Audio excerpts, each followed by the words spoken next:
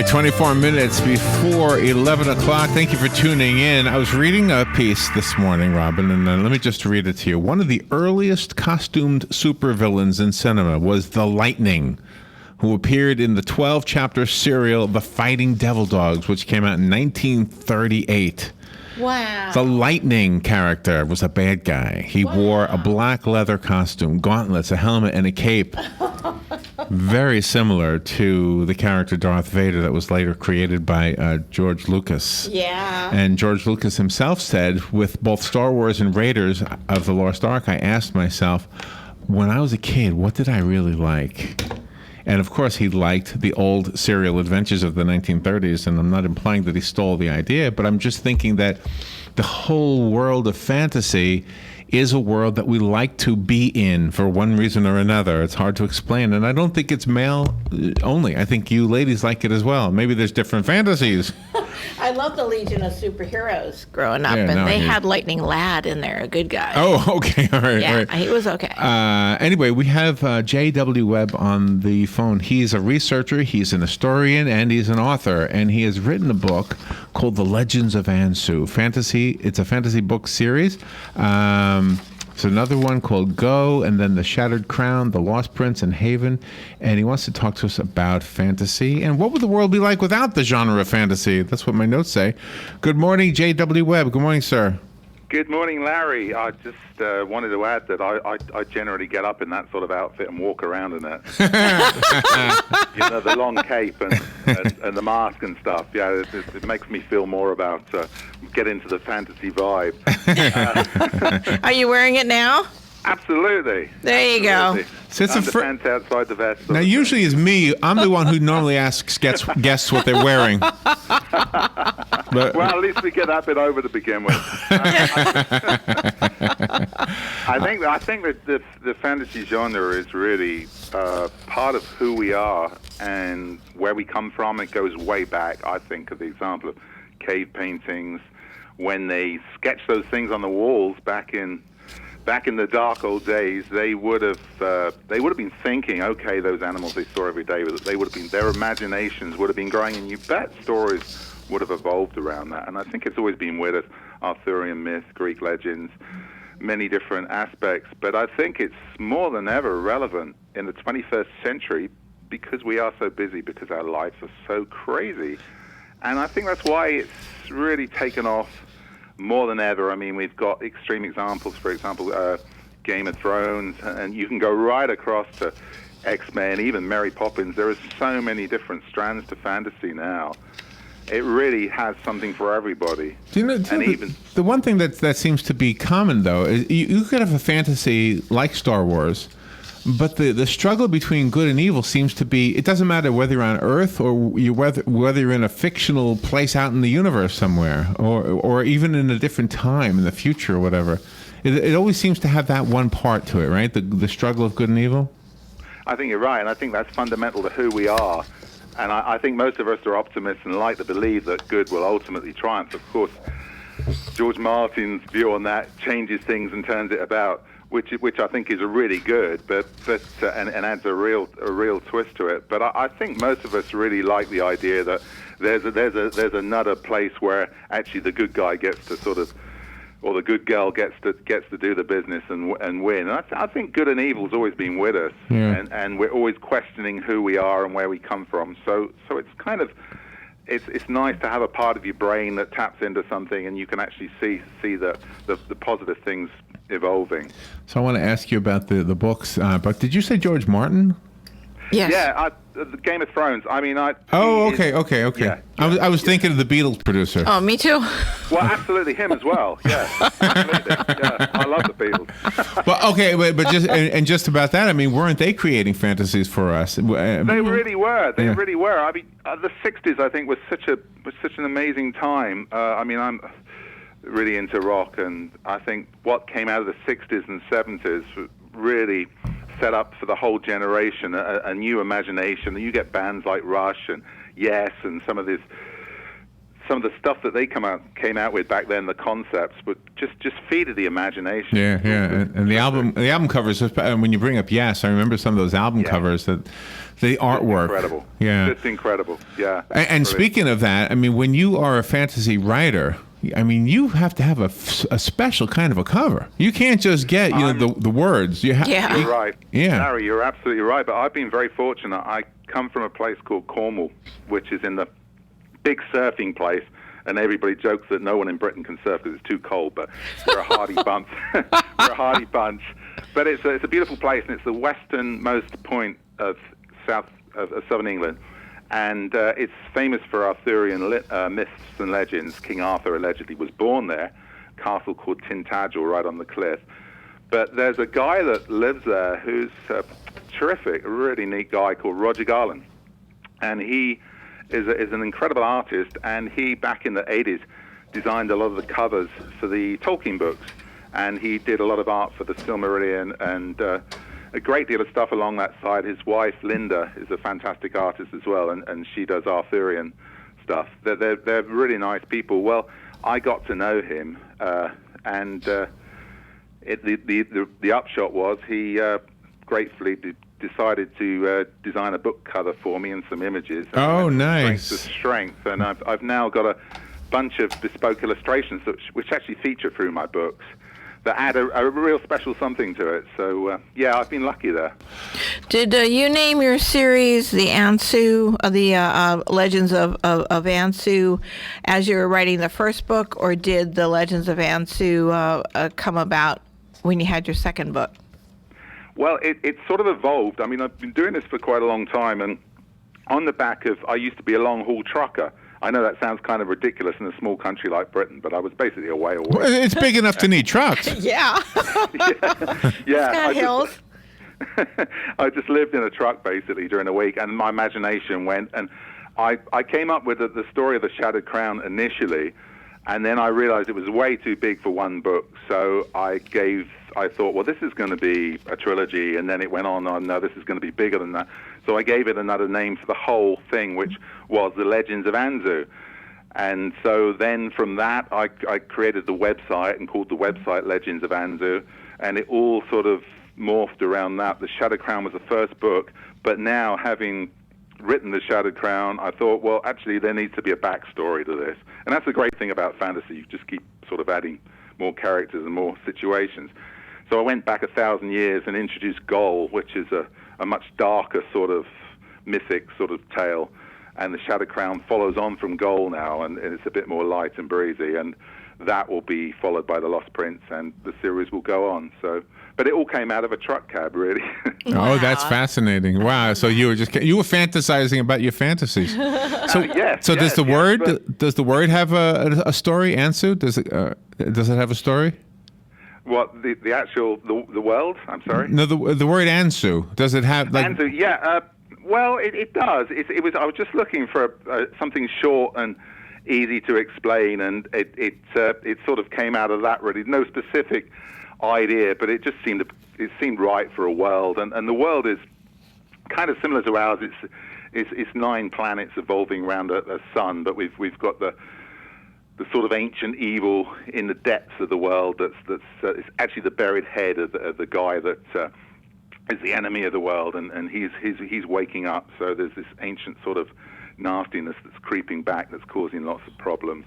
So this was all the crazy stuff that would go on inside my head before I'd go for a pint. Oh, wow. Pub. Well, are you in England right now? No, I live in Georgia now. Oh, in Georgia. Yeah, I married a Georgia lass, and I absolutely love it up here, and I love being over here, and it's fabulous. Yeah, so I moved across a couple of years ago, and yeah, I get the best of both worlds now. I go back to England a fair bit, particularly to Cornwall, which is such a cool place. I went to your website, legends.of-ansu.com. I'm going to direct people to go there. We have to take a little break, but if you go there, okay. Ansu is spelled A-N-S-U, by the way, legends.of-ansu.com. The character, I don't know who he is, but he looks like Jesus Christ. Yes. Well, I don't know if he's supposed to or not, but he does. No, he's not. He's a bit more flawed. Yeah, he's definitely got a few issues, but he's basically a good guy. And he develops through the series. He's not in gold, but he features in all the other books and all the books that will be. And he's someone who doubts himself and has got an extremely disreputable past, but he's had a lot of stuff thrown against him. And through the books he develops, and he ultimately becomes, someone we can all aspire to. But he's surrounded by a bunch of really sort of desperados. So I'm sorry? Well, I was going to ask, when you develop a flawed character, does it give you a license, so to speak, to make them also comedic, funny? Yes, I think he is comedic. Some of the other characters are more comedic. I mean, for example, I have a winged goblin, which I particularly like, which is just a ghastly thing, but there's a lot of humor involved in it. But this character, Corin, is... he's kind of very real, and I think that's what I got from reading a lot of the modern fantasy books. The characters are much more three-dimensional than back in the past, so you can really relate to them more easily. And I think we need that more now. So, wow. And a flawed character is a lot more interesting than someone that sort of just dresses up in capes and goes around and saves the world. Exactly. Anyway. Exactly. They have to have that conflict. JW. Yeah, they have that internal strife, and he's definitely got that. And he's the principal female characters I've got. There's two, and they don't like each other, and they're very feisty in their own way and very different. So I put a lot into my female characters because 50% of my readers are female, and and 50% of your males like females. So Yeah. yes, absolutely. no, I would say more than 50%. More than 50%. Hopefully a bit more than that. Yeah. J.W. Webb is our guest. His books are, well, the one we're talking about specifically is The Legends of Ansu and other fantasy books that he's written. I went to the website, legendsofansu.com. Let's take a little break so I don't forget to do this before it's too late. We'll be right back.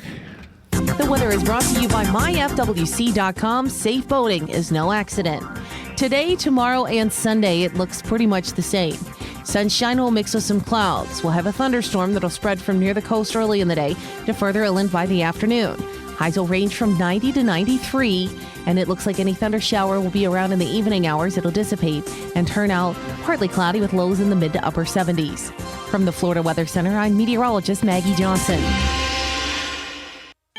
Are you wasting hundreds or thousands of dollars on termite retreat fees? If you're not with Turner Pest Control, you probably are. Turner Pest Control offers the industry's only termite and pest control package that never charges retreat fees, ever. You can get started today for only $99. This is a value of $500 or more. This includes treatments, installation of monitoring stations, quarterly pest control, and a lifetime guarantee, all for an unbelievable low $99. Even if you have another pest control provider, visit turnerpest.com to find out how you can avoid paying those high termite retreat fees. Ooh, ouch. Does pain have you glued to the couch? Yes, unfortunately it's true that every year we must get older, but that doesn't mean we have to deal with pain in our back, knees, or shoulder. If your muscles and joints are sore, don't worry anymore. Come get acupuncture from me and you'll be pain-free. Acupuncture starts as low as $35 at a Better You Healthcare. Call me, Dr. Erica Olstein, at 615-5566. Stop your pain from driving you insane. Hey, Matt, I know Sunrise Automotive does auto stuff, but I need some tires for my truck. Can you recommend someone? Yes, I can. We do that. No, I mean, I need them installed and balanced and all that. Yep, we do that. Well, my son needed his windows tinted. Yep, we do that. I need my too. seat replaced. Yep, we do that too. I need a new roof line, and a new spoiler, and a new Yep, trunk. we can even do that too. Okay, I get it. I suppose you can also do a radio show too, huh? Well, as a matter of fact, join me every Monday at 10 for auto repair with personal care here on The Source. Of course you do. All right, 10 minutes before 11 o'clock. Thank you for tuning in. J.W. Webb is our guest. We're talking about the series. Robin just corrected me. The series is called The Legends of Ansu, and the books are The Lost Prince, Haven, Go, and The Shattered Crown.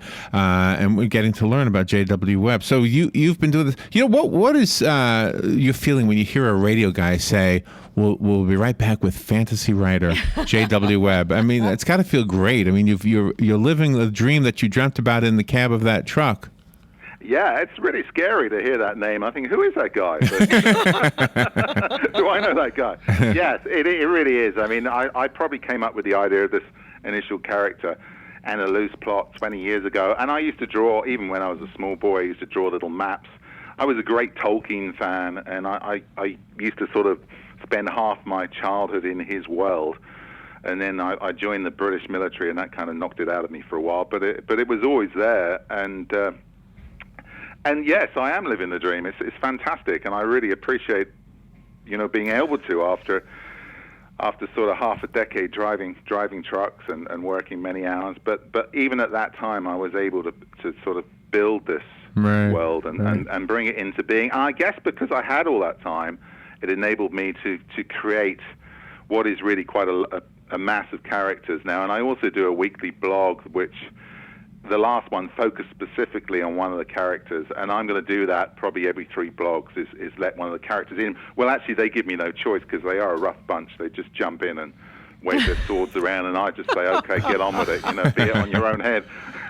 what is the symbol on the webpage? It looks, I don't know if that's a helmet. It's a crown. It's the first book. Well, the first book in the ongoing series, apart from Goal, the Shattered Crown, is the story of. It's a crystal crown that it has a benevolent force put into it by an alien race, and that protects these 4 kingdoms. Well, what happens in the Shattered Crown is that treachery causes that crown to be shattered. So then all the enemies that have been queuing up for years to basically take over from all the good things inside the 4 kingdoms, it comes to life. So the story is that crown is destroyed and it has to be reforged. So my principal character and a bunch of other people find themselves right in the midst of this, and they don't want to be in the midst of this. So it causes a lot of friction and aggravation, and the background story is about that crown. So that symbol is the crown, and if you look close, you can see it's in fragments. So it's actually the crown shattering.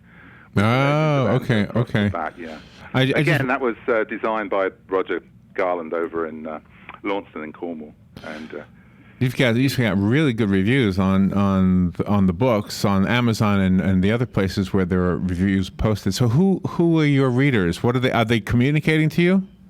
Yes, I mean I've really just started across here, so I'm at the point where I'm launching this full blast. But yes, they communicate, they email me, and it's early days, but we're starting to build with everything. Yeah. Yesterday was National Radio Day, and because we're a radio station, we had a game, a trivia game about radio, and one of the questions taught us that I didn't know that it was the Green Hornet. It was the Green Hornet. It started out as a radio show, and then it became a comic book and a TV series and everything else. Oh, that was a radio show. Wow. Yeah, I remember the Green Hornet. I used to have the car. When I was a kid, I remember that. So, Black Beauty. But I wonder about in today's world. It's usually everything starts out as a book, almost everything, movies and everything. Yeah. But in your type of genre with fantasy, it seems like a spin-off would easily be a video game. Oh, absolutely. I mean, video games is that's a whole different world, and I've never been into that, but I need to get into that, and it's got such a huge following. And really, there's a whole. You're absolutely right. A book can come out of that, and in many of these things now, for example, I think with the Game of Thrones series, it's come so far away from the books. It's got a life of its own. It's a completely different thing. And then you could say the same about the Hobbit movies. I mean, I love the book The Hobbit, but I actually love the movies. And there's a lot of purists that say, "How can you love the movies when you love the book?" I see them as 2 entirely different things. Mm-hmm. You just enjoy both. The book is what it is. It's a classic. But the 3 movies are great. It was one small book, and they get 3 big movies out of it. But they're still great. It must be sad for you when you have to, quote unquote, retire a character, because sometimes you don't want to kill them off. You want to have them somewhere. I actually quite like killing them off. I'm English. Oh. We're all I'm the English. bad guys. We're the bad guys that drive the Jaguars. But I don't drive a Jaguar. But I do like. I thought Bond drove a Jaguar. Yeah, he does. Yeah, Aston Martin. Oh, okay, That's right. all right. That's right. But yeah, that's true. But I think 1 or 2 of them, particularly in my prequel Goal, there was one particular emotional scene towards the end when I killed off the principal character. And one of my readers got very cross with me about that. But it had to be done. And So Well, see, that's what God says. Every time one of us drops, and the angels say, why did you have to kill him? God said, it had to be done. Yeah, had to be done. Time to move See, forward. you are the God. You are the God of this whole world of Ansu. You are the God of Ansu. Yes, it's a bit of a worry, really. Someone's got to be. Do you draw some of your characters from the young people in your family itself? I would be too scared to do that. I really would. Okay. No, they actually all come out of my head. I don't know where they come from. They just sort of arrive, and I can't get rid of them. And they make a lot of noise, and so I don't sleep much at night. Well, actually, I do, but they just evolved out of years. I mean, to begin with, it was about 4, and then it went on, and more, and the more you write, then actually all these characters are going to end up with a book revolving around them, because they kind of demand it from me. So. Oh, wow. That's wonderful. We are very close to the Disney and Universal Studios area of Florida, and in Universal, I'm sure you know, they have this whole area of Harry Potter. So you can not only just watch the town, but you can be in the town. Yeah. And now Disney just announced that they have a 14-acre area they're going to make into a Star Wars area. Yes. Yeah, fabulous. So one day there'll be an Ansu area. Absolutely. Yeah. Absolutely. It'll be a lot more darker and grubbier than the other two aforementioned.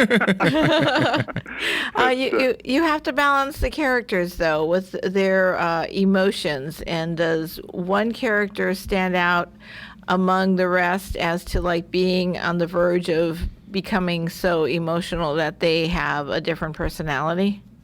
Yes, absolutely. The principal character, he is torn. He is torn between his past and he knows he's visited by, it's almost like a sort of Scrooge situation where not ghosts but spirits appear to him in dreams and visit him and hint at actually who he is and who he will become, which of course freaks him out, and he thinks he's tripping or something, but he's not. But he's